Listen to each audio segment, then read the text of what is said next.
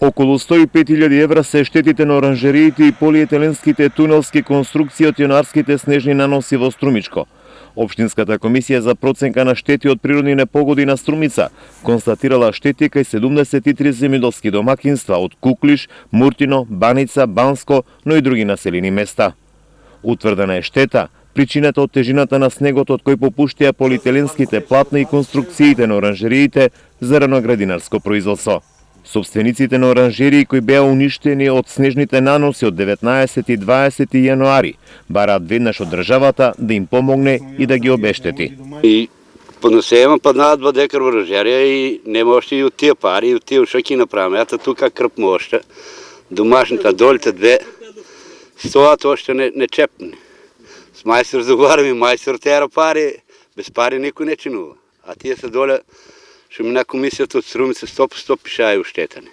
Требат ни пари за да реновираме доле, на мене ми требат за да реновираме оранжер, доле ще ми се падне. Ни тие се дадни, што се уштетени, ни субвенции има. Не се изплатни тие оштета што паднаа и оранжериите. И уште ги нема тие. Сега документот до Скопје ќе видиме дали Скопје ќе потврди нешто. Значи на нас не требат тие пари, уште ќе поправиме оранжериите. И ја го нема още 2 месеца, нема ништо од това. Извештајот што го подготви Комисијата за проценка и утврдување на висината на штетата настаната од природни непогоди и други несреќи при општина Струмица.